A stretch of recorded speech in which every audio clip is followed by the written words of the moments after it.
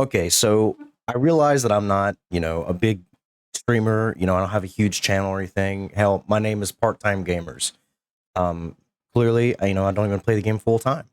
Now, I am a huge fan of Destiny. I've been playing since D1. Granted, I did take some time off here and there, and I really wasn't even into PvP at the time. I say this from a place of love because I truly do enjoy and love Destiny 2's PvP and mostly, control 6v6. Now, has it felt like a casual playlist? Um, sure, I can understand why. There are lots of matches that I do feel like I can put on really anything, any weapon, any set of armor, and just dominate and do very well. Now, granted, in the last few seasons, there's also been many matches where I have to put on the most meta loadout just to do okay. And hell, there were many matches that I did abandon and leave because it was hurting my KDA. Like I got to a point where I was obsessed with it. I wanted to keep that 2.0 minimum, every season that I played. So there were lots of matches, mostly solo, that I would leave when it's not going the way that I need it to go. So what's real big right now, and it's all over social media, it's all over Twitter, YouTube. There is a new Crucible suspension that's happening in Control playlist, and a lot of the big time streamers, those are the ones you're hearing more vocal about it, obviously, because they have a bigger platform. They're very upset, and I fully understand why. I get it. I mean, life happens, things do happen. You're going to have to leave a match for whatever reason it might be. I know True Vanguard was had some examples, and he has to help his wife kill a spider. His kids are calling it for his attention. His older aging dog might need assistance with something, and I get that. Life happens. Um, at the same time, I'm also hearing arguments that I should be able to leave if I'm facing a stacked team using meta loadouts, or even, hey, the connection's really bad because in skill-based matchmaking, you're up against people on the other side of the planet, and maybe they're destroying the your team, and yet no one can kill the person because their connection is so poor. My point of this video, though, is to say, you know, get over it. And by that, I mean, Bungie is making changes. And in order for them to make changes, they have to collect data, statistics. They have to implement, different settings and rules and just parameters all around the control playlist, because this is the most heavily played. It's populated by, the most Destiny 2 PvP gamers. And it allows them to, grab this data and make the playlist better, make PvP as a whole better. So what they're doing is that they're not just sticking this band-aid on it and saying, okay, a new Crucible suspension is going to solve all the problems. Now, it's just one part that they're implementing to see if it will help increase the population, hurt the population. We're the guinea pig in this. I mean, look at the map rotation. It's horrible right now. We have like what, 5 maps that we're seeing weighted like more than any others. In fact, I played, what was it, Disjunction, like almost 3 times in a row, it felt like recently. But and as far as I can tell, no one really likes that map. But it's one of those things where they are tinkering with it, seeing what people like, what they don't like. Hopefully this will help them determine how to build their maps in the future.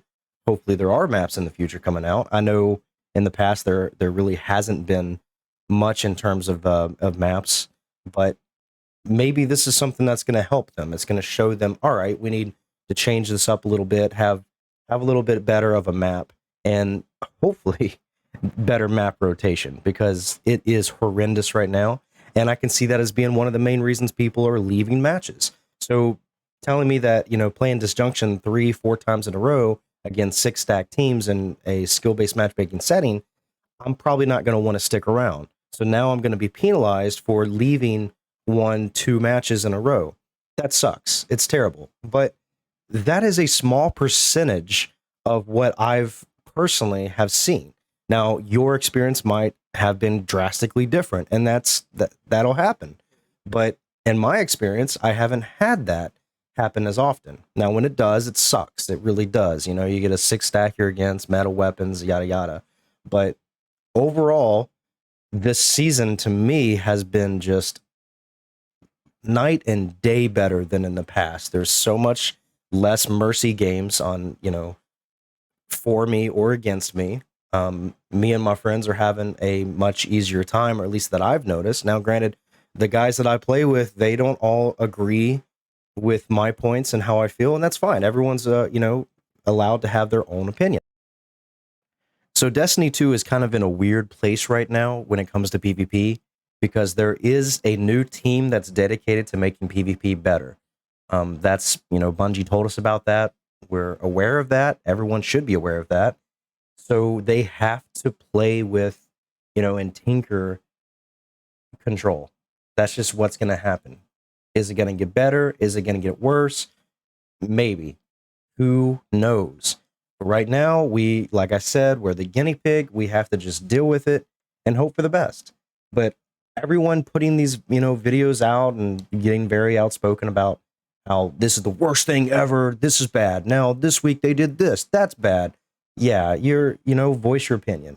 Get your views. Get your, get out there what you want to be heard. Because this is, in my opinion, only going to help PvP going forward. I mean, look, I'd be lying if I told you that I agreed with majority of the more elite PvP players out there, the streamers, the YouTubers. I don't see eye to eye with a lot of them, because part of me does believe that they just want that casual playlist back so they can take in, a wet noodle in a control and just curb stomp the other team. But, I can't see from their perspective, so I can only see it from mine. So do I agree with there being a quitter penalty in control? Yes and no.